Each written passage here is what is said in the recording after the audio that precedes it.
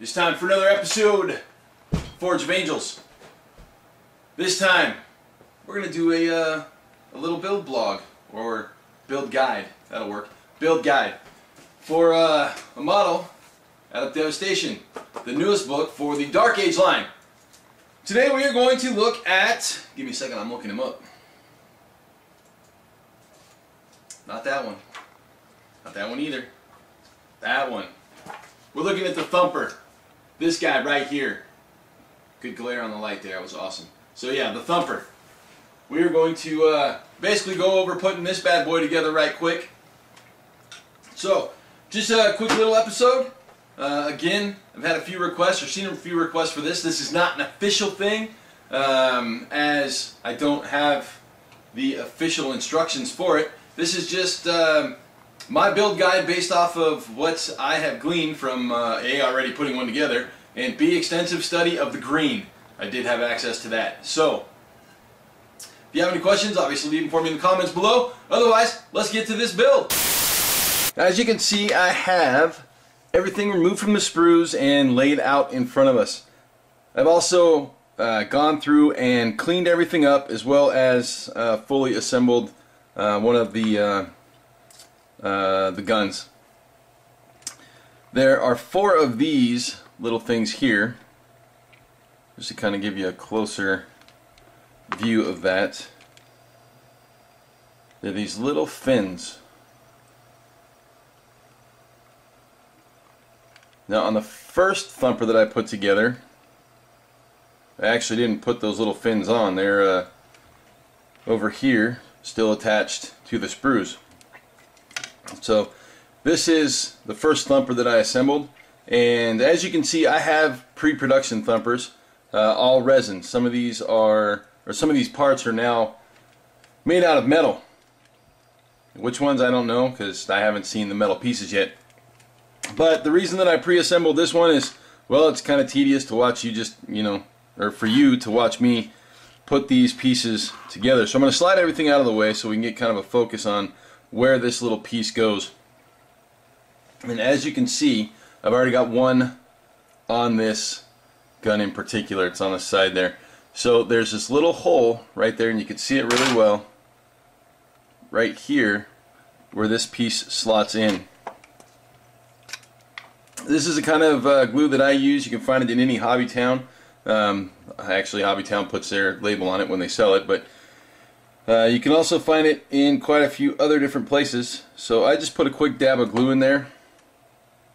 You can see I don't like a ton of glue because you don't need a whole lot, so I'll put a dab of glue in there, and then I'll dab it with a piece of blister foam just to pull out the extra. I do have a curved set of tweezers that I use for things like this. So I'll put this in place and then set it with a little pressure, or it'll stick to my thumb and it won't set at all. That happens, it's okay.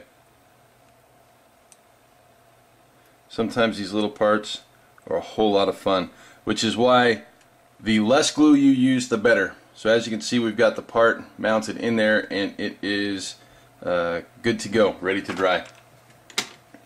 Now, as you can see, the body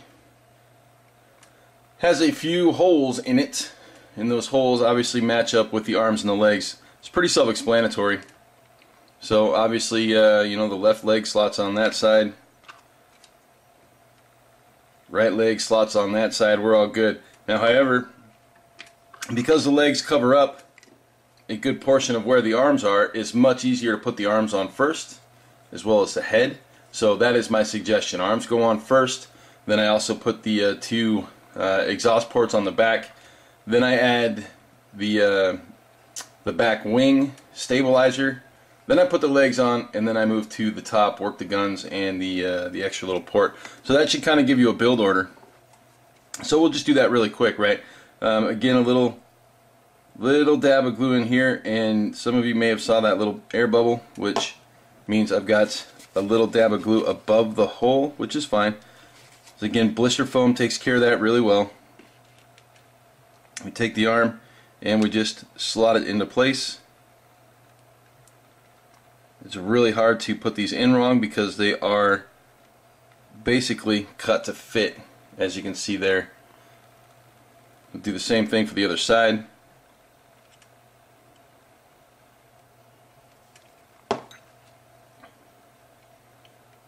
And push the other arm all the way in. Now, I'm going to give that a second to dry. We'll come back and we'll mount the head. Okay, now that the arms are dry on there, we're going to mount the head. Now the head has a very intricate set of hoses underneath it, which to me is one of the most amazing things about this model. But also there's a pair of ridges on the back of the head there that actually slides right into this little centerpiece here. As you can see, there's a little nub right in the middle there. That's basically the neck. It fits on there basically like a puzzle piece. If you can see that there with my thumb in the way. Doing the best I can, sorry about that. But so I will put a little glue basically on that nub. Then I will also put a little on the flat of that that piece there. You can see the little bubble of glue. The reason I do that is because actually the top of the back of the head comes into contact with that. Now I'll slide it around just a little bit and then slide it into position, and that way I know I've got glue on all parts of it and it will mount pretty much the way I want it to. So as you can see from this one, the mount is a little off center. It is kind of curved a little bit, but that gives, in my opinion, the model a little bit more personality. I could adjust it so it's flat if I wanted to, but as you can see there's a full connection on both sides. I am rather okay with that. So we'll give the head a second to dry, come back and put the legs on. Alright, so for the legs I've already gone ahead and actually put glue on both sides just to make it quick and easy. But again, the slot in really simple, right? There's really only one way to do it, because these two slots on the leg, one is narrower than the other. This one on the right is much larger. Also, you can really tell which leg is the right and the left. So from there, we've got both legs mounted. I will hold this basically pinched together for a second. Resin dries fairly quickly, but we'll be right back to mount the back stabilizer. Okay, so the back stabilizer is this piece right here, and as you can see there's really no mounting bracket for it, so I just kind of base it off of these two little exhaust ports here. And what I do is I actually put the glue on the mounting bracket itself, and that way I use the mounting bracket as its basically as the adhesive for it. As putting the glue on that big large flat back isn't going to help much. So it just really kind of saddles in pretty much where you want to put it. It's curved really kind of to match that backside, so I basically just line it up with those two exhaust ports like I said and make sure that it's semi-equidistant on either side. So what I want is I want these two runners right here basically to line up with those two exhaust ports equidistantly, and that is what I find gives me the best holder, the best seal on that. You know, give it a little pressure so it wraps around and connects, and then I hold it here for a second to let it dry. So we'll give that a second to dry, and we'll be right back to mount the exhaust ports. Okay, so now that the stabilizer fins are secure, we're going to go ahead and throw the exhaust ports on there. As you can see, the exhaust ports really kind of fit in here. There's a little ridge for the top of them, and then there's this indentation which actually matches that slot right there, or that slotta I should say. So it's really quite simple to put these in. Obviously we just throw a little glue down. Again, I'm a real big proponent of less is better, so I will always generally dab out a good portion of the glue that I drop in there, because you don't need a whole lot, especially with resin components, to seat them.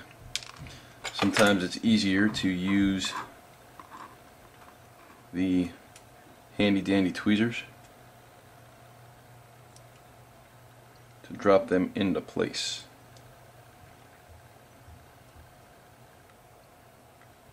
So we'll just seat that and hold it in there. It works well.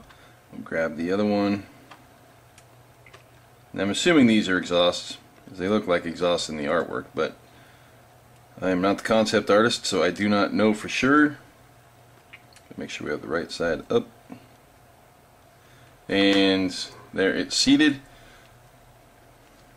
So as you can see, we have these two pieces now seated, and then we just have the two guns, and I have no idea what these things are, but they go on the top. So I already know where they go. Basically they go on these corners, so we'll just lay down some glue and drop them in there. There's no slots or tabs on the bottom. They just kind of fit. They have this feel. You can slide it around and actually feel where they go. So again, I just basically dab a little glue there and drop it on. And they kind of fit in the little recess here. Just, it is what it is. Sometimes things fit, and that's kind of where these things fit. I don't know if they were supposed to be tabs, or if they made them specifically for this, just to fit in this corner, or what, but that's how they are. So as you can see, we've got the two of them mounted. They mount kind of differently, which is fine. I like that because it gives a little personality.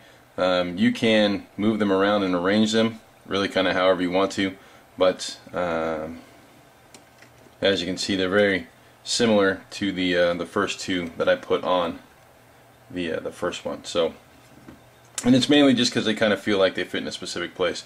So I'll let those dry really quick and come back and put on the guns, and we'll be done. So the last two pieces, as you can see, there's like 4 holes that are symmetrical right there on the top center of the head.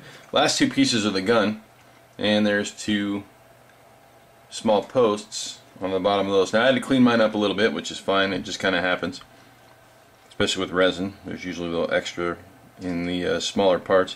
So a couple little drops of glue. Slot those guys in. Now, I'm doing the guns on this one in reverse to the guns that I did on the last one, just to kind of give it a little difference in look, and because they work either way. So when doing it this way, it makes the guns a little closer together. Obviously you're on top, but again, it gives it quite a different look from the one I did the first time. You can do it either way. I choose to do one this way and one the other way. You know, to me it's kind of a user experience type thing.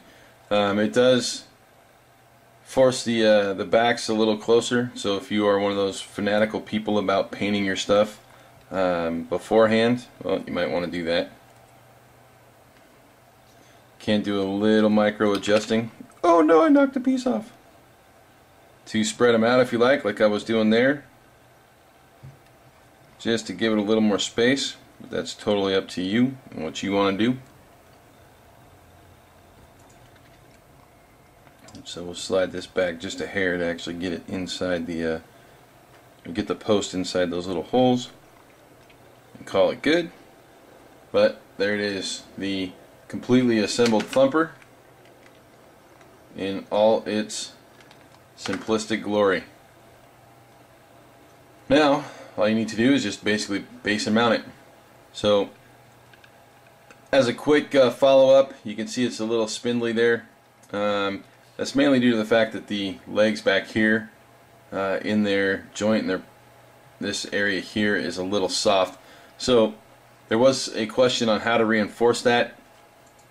Quite honestly, if I were going to reinforce it, I may very well just put some putty right in through here and make that a single piece, because that's how it would be done in production. So if they were going to make any changes, they would actually fill this in with a single cast, or make it a single cast piece. So if you want to add a little strength, that's what I would do there. Otherwise, I'll just pin the feet on both sides. This one will get pinned in the front, and then this one will get pinned in the center, and that's what I'll end up with. And as you can see, it doesn't flex too much when I move it. if I, want to play Froggy with it, I guess I could. However, that is that. One final thing, for those of you who haven't seen my hobby tips on the Throne of Angels video blog, one thing that I do is religiously keep my glue tip clean, and I do that by obviously cleaning it with a little foam, and then I have a dental pick that I push down in there and just kind of ream it out to keep it clean. Get any dried glue out of there that might be in there, and that way I've got, as you can see, a nice clean tip at all times. I usually get through 90 to 95% of a bottle before it dries out on me. Oh, and then I also put hand lotion on before I do any super gluing, and I use this stuff here, just any type of hydrating hand lotion. It keeps the glue from sticking your fingers together. So, a couple of tricks from the Forge of Angels. There you guys go. The Thumper assembly guide. Alright! That's it for the first build guide. As you can see, hopefully it was quick and easy, or hopefully it is quick and easy, and you guys can get your Thumpers together and on the table.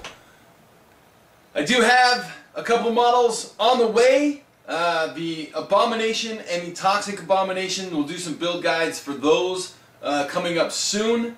Give me a little time because my schedule over the next few weeks is a nightmare. Anyways, if you have something else that you would like to see put together or assembled and can't seem to find instructions for it, let me know and I will do what I can to get it posted up here on Forge of Angels. Thanks for joining me. We'll see you again soon.